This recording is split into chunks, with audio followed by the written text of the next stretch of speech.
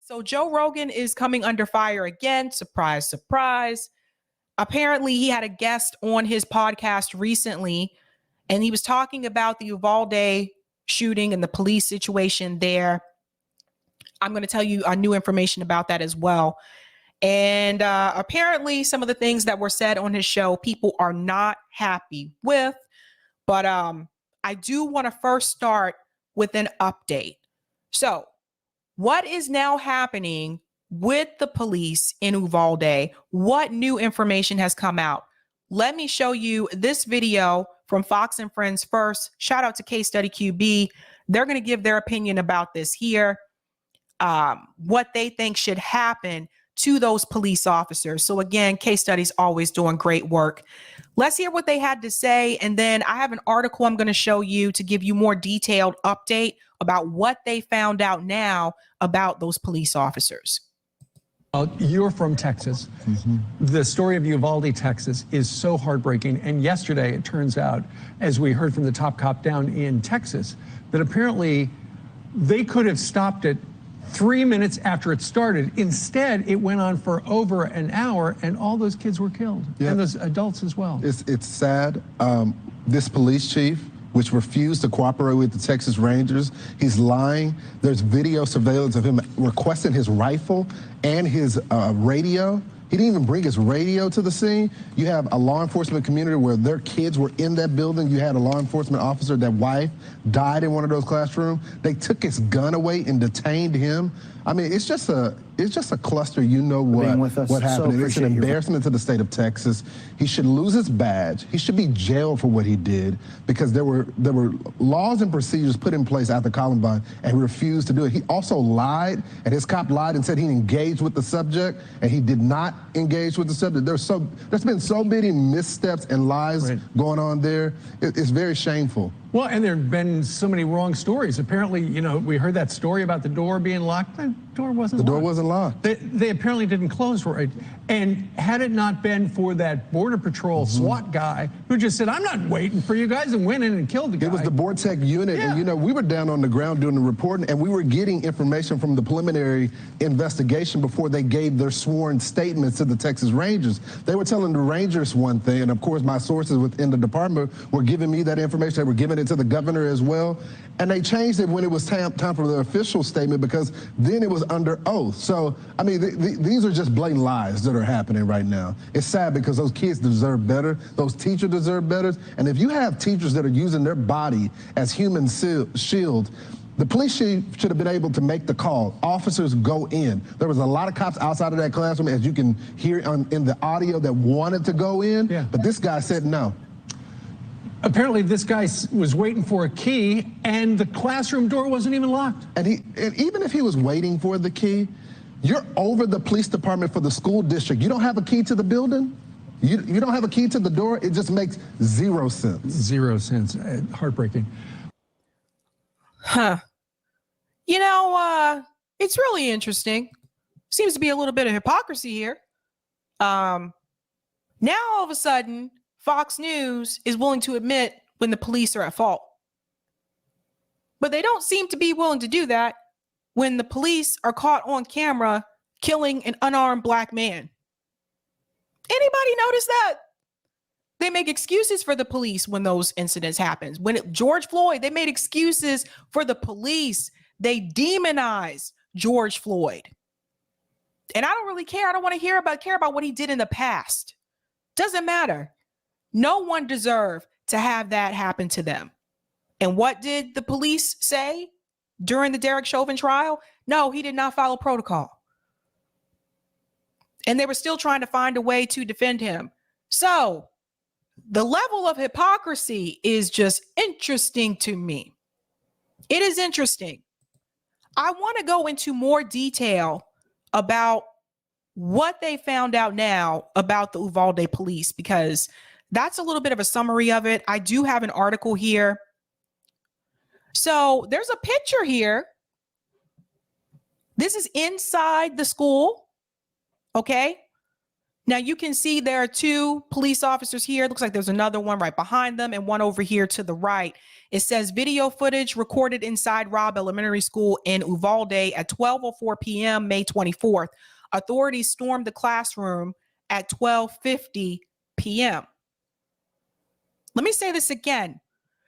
The video footage recorded inside of the school at 12:04 p.m.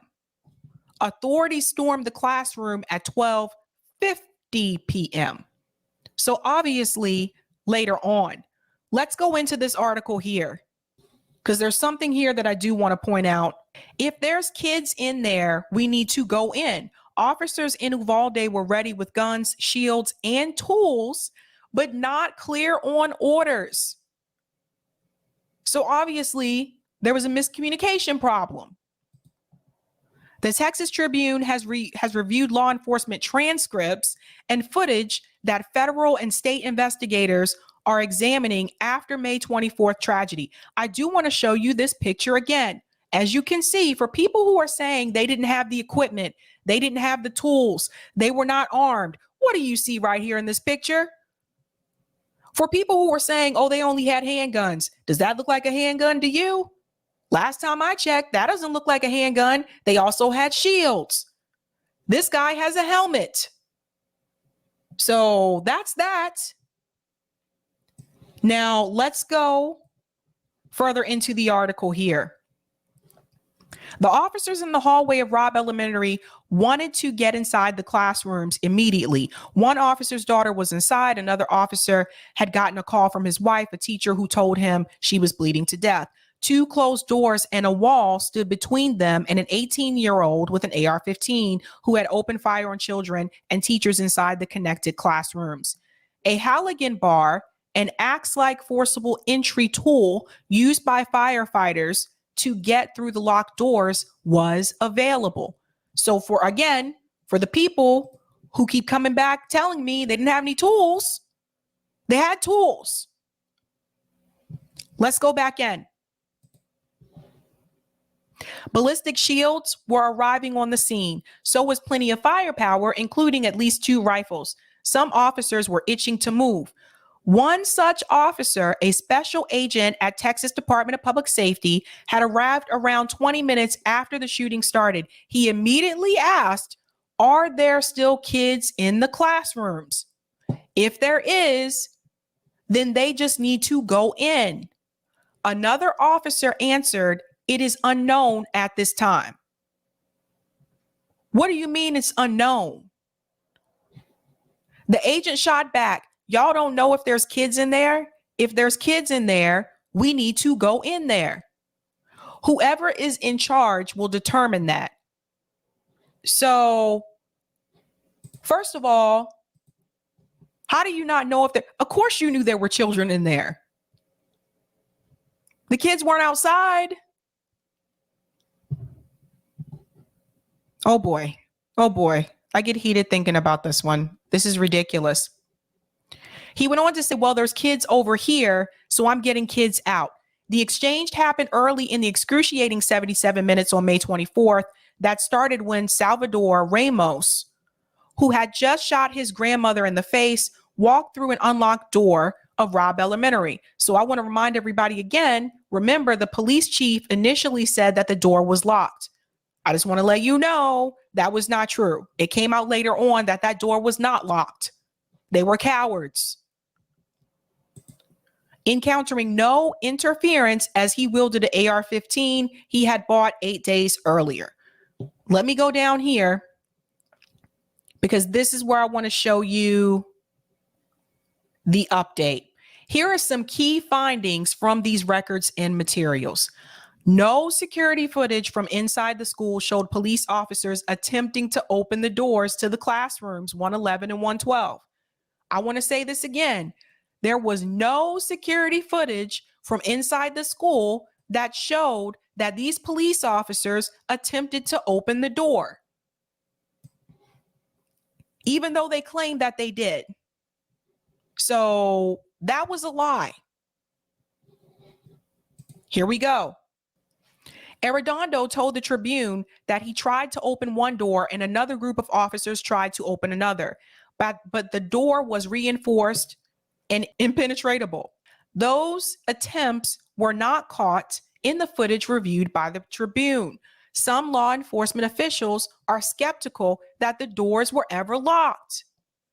Here's another update. Within the first few minutes of the law enforcement response, an officer said Halligan, a firefighting tool that is also sometimes spelled hooligan, was on site. It wasn't brought into the school until an hour after the first officers entered the building. Authorities didn't use it and instead waited for keys. So here they go. They had a tool here that they could have used to get into the building, and they chose not to use that tool. They decided to wait for keys instead.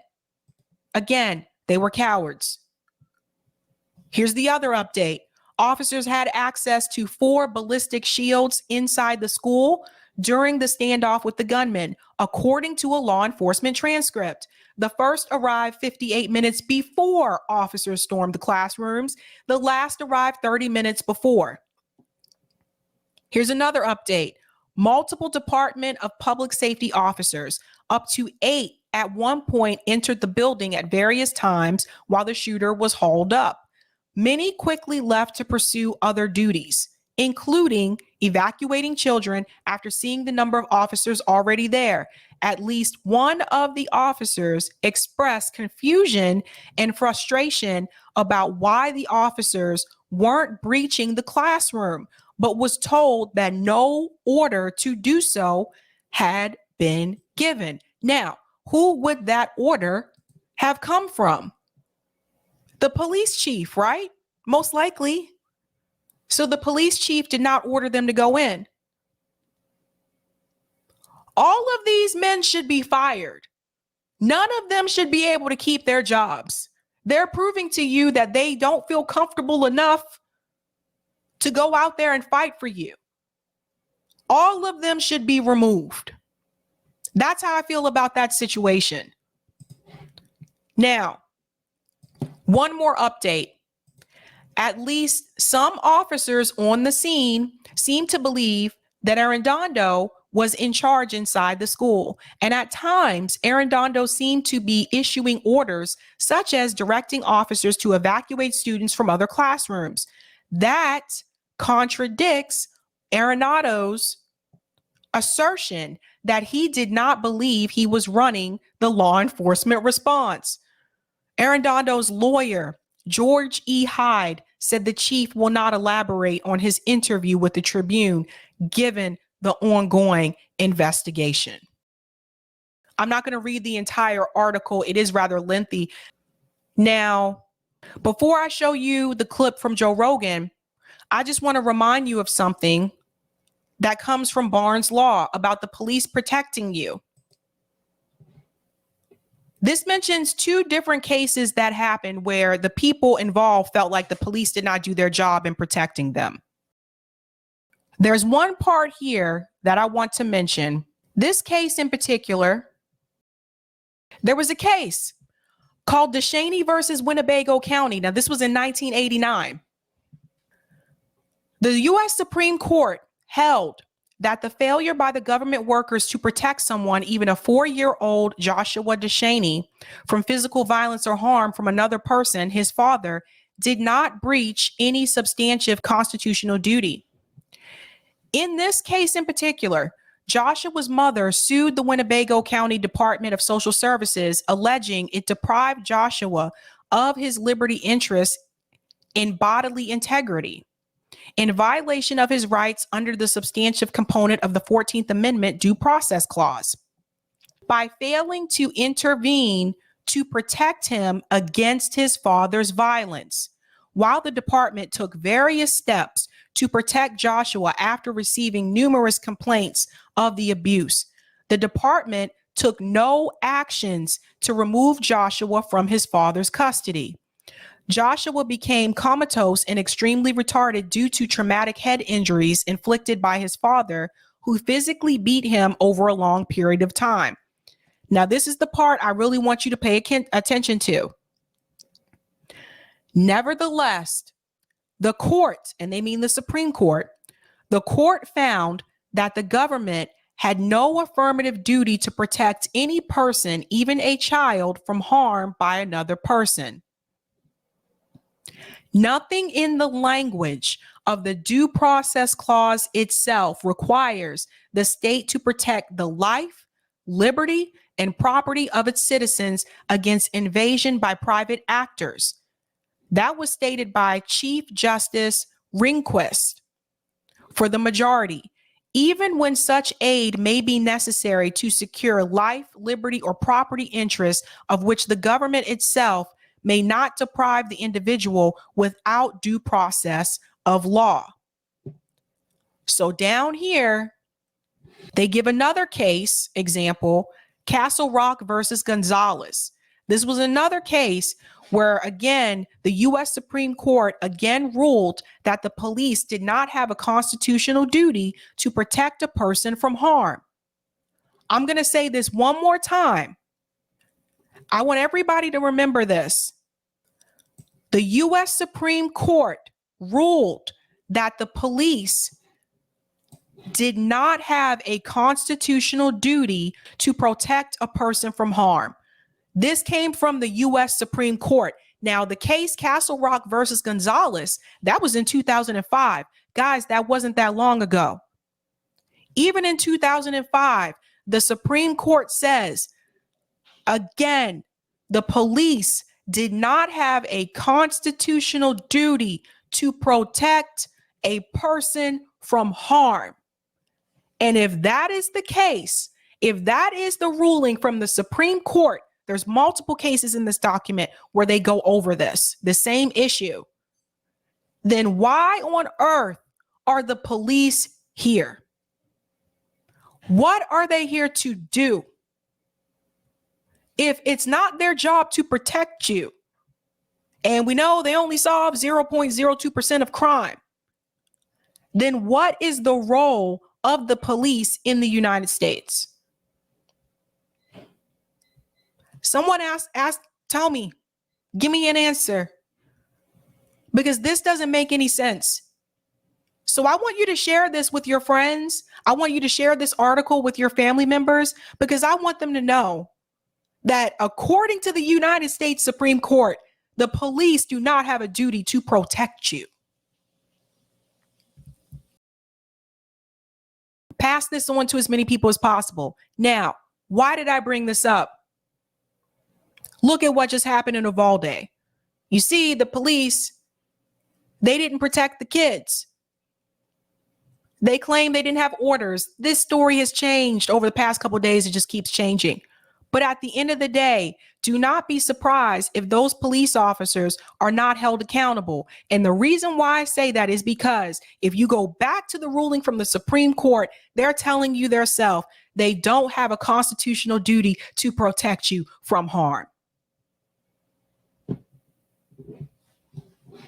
Now, where does Joe Rogan fit in? I want you to remember everything that I just showed you in that Supreme Court article. And now I also want to show you what was said on his show and why people have a problem with it. Listen to what his guest says on his show. So why is it so hard to get something implemented like a rigorous training course? I think it's ignorance. I think the first thing is society, culture right now. We've been emasculating the law enforcement for a while. You know, I'm gonna stop it there for a second to let you know what they're talking about is the Uvalde police, the situation that happened. So Joe Rogan is saying that why can't they get some type of training program in place so that something like this doesn't happen again? Oh, Joe Rogan. That's what he's saying. That's why this subject is coming up. Listen to what he says. we want a kinder, softer, gentler, and I get they're dealing with mental health, and we can have specialists that can come in and deal with somebody having a mental health crisis, but we still need men and women that will run towards the sound of gunfire and know what to do. Yeah. And we don't right now. We have been weakening them, and we have been making them ill-equipped to respond to that. And then I think Uvalde is a great example of not properly trained with broken systems that are not ready to do the right thing. Okay, let's go ahead and debunk that right now. So he talks about, by the way, that was in reference to defunding the police too. That was another thing that came up, that defunding the police is the reason why these police officers are not trained and they're not equipped. But let's go back to what I just showed you a couple of minutes ago. Again, in reference to Uvalde. Look at this picture. They damn well look equipped to me. They have shields. They have stronger artillery here. They look equipped to me. And I also told you in this article, what did they say that they had? They told them that they had the forcible entry tool, the Halligan bar right here to open the doors. They had ballistic shields. They had rifles. They had plenty of firepower. All of this is here in the article. So the gentleman, the guest that was on Joe Rogan's show, I don't know if he saw this information or not, but what happened in Uvalde with those police officers had nothing to do with defunding the police and everything to do with the fact that, again, going back to that article that I showed you about the ruling the U.S. Supreme Court made, they do not have a constitutional duty to protect you. The defund movement had nothing to do with the way that those police officers responded. Police, they've been giving the police more money, you guys. Joe Biden has been giving them more money. They've been funding the police more. That started last year, and they're still giving them more money. This has nothing to do with defunding the police. This has everything to do with the fact what I just showed you in that U.S. Supreme Court ruling, and also the fact that these officers were cowards. If you can sit there and you can let kids get murdered because you're more concerned about yourself, then don't be a police officer. Not everyone can be a cop. I said this before. My dad will tell you. My dad's ex-military. He'll tell you, not everybody can be in the military. It is not for everyone. So if that is you and you don't want to do that, and you don't want to go in and do what you need to do and rescue kids, adults, whoever, take the badge off and go home. Don't do the job. Don't do it. So a lot of people, this was on Twitter and other social media platforms as well. A lot of people are really angry with Joe Rogan because of that. Now, granted, that's his guest talking, but I really want someone to, rather maybe Nick, my comrade Nick from RBN, I really want someone to go onto Joe Rogan's podcast and really educate him about the defund movement and educate him about policing in the United States, because I don't think he really understands. When you make those comments and you say, oh, well, they need to have better training and da-da-da. It's not about that. You can have the best training in the world. That doesn't stop the police officers from being assholes. All my life, this is what I've seen with law enforcement. There are some good cops, but the system itself is absolutely corrupt. They have qualified immunity. No one has ended that. They know they can get away with it. So there's that. That's a problem that has to go. It's terrible. And I've heard him make these talking points on his podcast before about the police. He does not know what he's talking about when it comes to defunding the police. And I want to let you guys know, I'm trying to get them to come on hopefully soon. My old town here in Massachusetts, I used to live in Somerville, Massachusetts. I lived there for a couple of years. Guess what they just did? They just defunded the police. The activists did that. So what you got to understand is they were giving more and more money to these cops, but I'm glad that they were able to do that in Somerville. They didn't need all that money. So it needed to happen. It needed to happen. But this is a situation where they had the tools. So I want people to stop saying they didn't have any tools. They had the tools. They had shields. They had artillery. They had what they needed to do to go in and save those kids, and they still chose not to. Now they say they were waiting for, direction from police chief. The police chief still didn't even tell them to go. This is a lost cause. When I see an interview with the lieutenant telling the news crew that, listen, yeah, if those officers would have went in, they could have been hurt. They could have been injured. That right there lets you know what it's all about. It was about them protecting their self and saving their self. That's what this is about. If you don't have the guts to go in and save a child, then maybe you should not be a police officer. Case in point. I'm going to go to some of these comments. Sebastian says police equal property protection of the rich. Exactly. Chris says the Supreme Court defends corporations, not the rule of law. Which corporations and ruling elites tell their puppets in Washington to pass? Isn't that crazy? Kitty loves films. Thank you, Sabby, for being level-headed. I'm at a loss for words. I'm feeling rage. Yeah, you guys, pass that article on to as many people as possible. Most people that I've spoken to do not know about that.